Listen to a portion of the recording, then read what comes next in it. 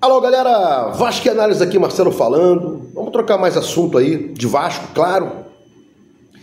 Bom, inicialmente, o Renato Paiva foi demitido, né? Quem é Renato Paiva? Técnico do Botafogo, né? A torcida reclamou e o próprio Textor disse que é o Botafogo mais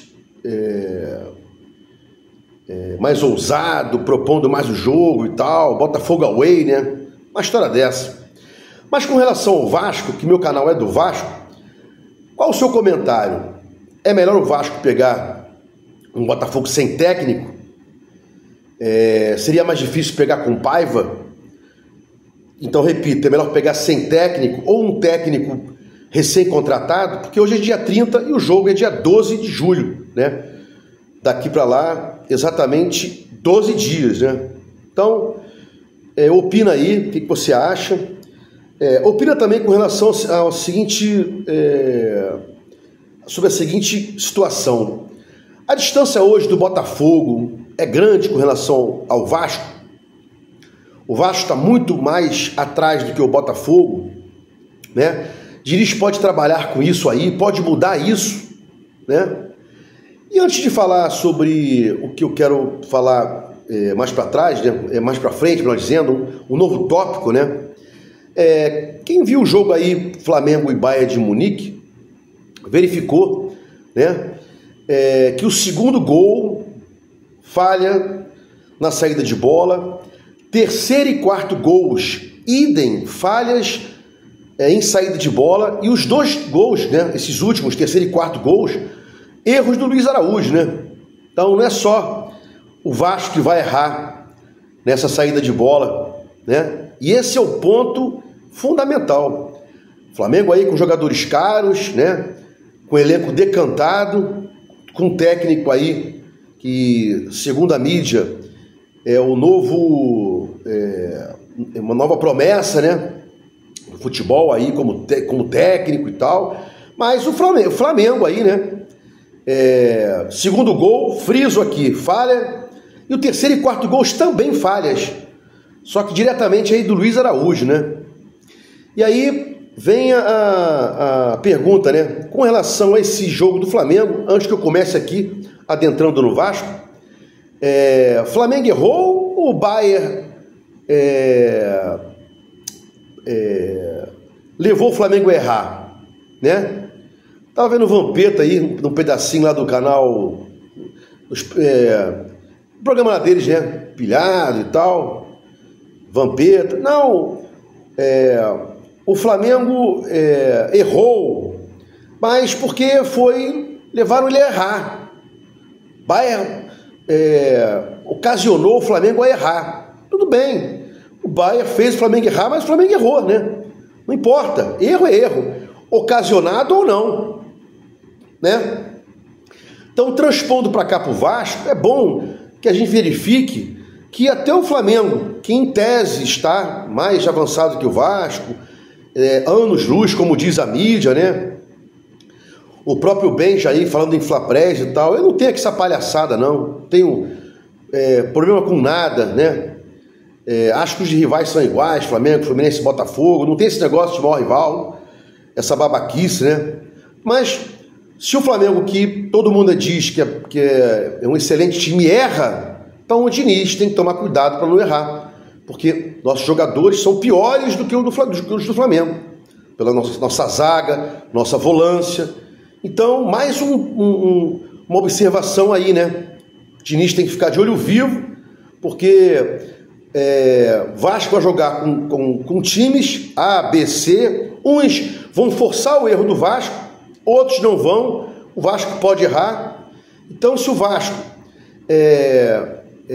vai ter o seu erro forçado ou não, é bom que a gente não dê chance aí, né? Mude essa história do Diniz, né? Saia lá de trás com menos possibilidade de erro, né? E tenha também a famosa quebrada, né? De linha. No jogo de ontem, estava comentando com um amigo, estava vendo com um flamenguista, se o Flamengo tivesse a questão do quebra-linha, ele não tinha levado o terceiro e quarto gols, né? Saindo jogando, o segundo também não. Então, trazendo para cá, sempre fazendo um correlato, o Vasco tem que saber jogar, né? Tem que ter mais de uma forma de jogar. Quando for jogar com um time mais forte, que pressione o Vasco, não é bom sair jogando, né? Se o Vasco for jogar com um time que não pressione tanto, mesmo melhor, ou então um time que não é melhor e não pressione, sai jogando. Isso é inteligência, né? Se você parar para pensar futebol não é difícil. Vou repetir aqui. Se você pegar um time melhor, que force o erro do adversário, force o Vasco, pressione o Vasco, não é bom sair jogando toda hora, né? E mais, esse time que pressiona, que é melhor, ele não vai pressionar o tempo inteiro. Então vamos aguardar o momento que ele cansa ou baixa a linha de propósito para que a gente possa sair jogando. Futebol é xadrez, né? Futebol é aquela história, caixinha de surpresa, nada disso, né? 11 contra 11. Futebol é engenharia, né? Se eu vou jogar com um time bem mais forte que o meu, ele me pressiona meu erro, eu não vou dar mole ali lá atrás com aquele toquinho lá. Vou tentar quebrar a linha. E quando ele parar de me pressionar, eu tento sair jogando. Vou jogar com um time de igual para igual comigo, que não me pressione. Vou sair jogando toda hora. Essa é a inteligência do futebol, né? Tem que ser corrigido isso aí, o Diniz vai corrigir, né? E outra coisa, o Vasco vem aí, né, melhorando aos poucos, oscilando, vai ter jogos bons, vai ter jogos ruins, então é bom que a gente erre o menos possível, né? E nessa questão do Vasco, jogando com um time mais forte, quebrar a linha, tem que sair numa transição ofensiva, né? Como o Botafogo faz, como o Cruzeiro faz bastante com o Caio Júnior, salvo engano, né? Até ele arrasta por dentro. O Vasco podia ter ali um Ryan e um outro. Nuno não é o cara que vai pegar e vai correr toda hora, uma vez ou outra, né? Quem faria essa transição pela esquerda? O David fazia no São Paulo, até puxando um pouco mais para dentro. O Adson também faz em menos intensidade, mas faz, puxando um pouco também por dentro, né? Então o Vasco tem que aprender a jogar. O Diniz tem que dar soluções aí, né? E eu sempre gostei do Diniz. De vez em quando, em conversas com pessoas civilizadas, que eu só ando com pessoas civilizadas, quando a pessoa começa a falar muito, exacerbar, eu já saio fora, né? Então, conversando com o tricolor, com o vascaíno, com o botafoguense, com o flamenguista civilizado, a gente consegue colocar o nosso ponto de vista, né? O Vasco tem que ter mais de uma forma de jogar, né?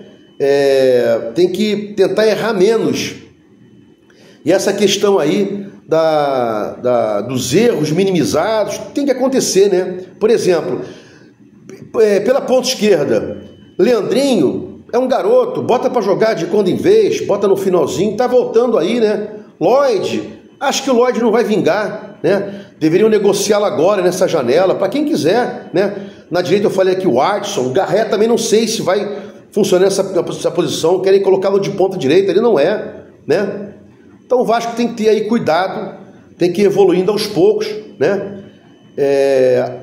Pensando que o propósito é o brasileiro, já falei isso aqui, e avançar nas Copas, caso não atrapalhe o Brasileirão. Copas, vamos avançar, mas quando atrapalhar o Brasileirão, não dá, porque a gente tem que pensar sempre e nos manter, a gente tem que pensar na manutenção na primeira divisão, né? Agora tem a recuperação judicial por aí, a gente um time perde muito quando cai para a segunda divisão, perde tudo que você possa imaginar, né? Então não é bom que a gente tenha esse problema aí, né? E para fechar o vídeo, temos que pensar janela, né? Janela, acho que um ponto esquerda, né? Um ponto esquerdo e um volante, primeiro volante, né? O cão de guarda, seria interessante. O primeiro volante que não saísse muito, né? Que desse sustentáculo ali, ficasse fazendo ali um triângulo, né? Ou uma linha de 4, um triângulo com os dois zagueiros, uma linha de 4 com algum lateral que não suba, né? E um ponta que ajude a fazer gol, né? O Vasco tem que tem que fazer mais gols, até porque o Nuno, que joga pela esquerda, não tem intensidade para jogar um tempo todo, nem o Couto também, que eu soltei um vídeo mais cedo, né? não sabia se haveria rescisão com o Aston Villa. Logo depois do meu vídeo, soltaram uma notícia dizendo que o Aston Villa e o Coutinho rescindiram. Vamos ver aí o que vai dar, né? Se gostou dos comentários, Vasco Análise. Até o próximo vídeo. Se inscreva no canal.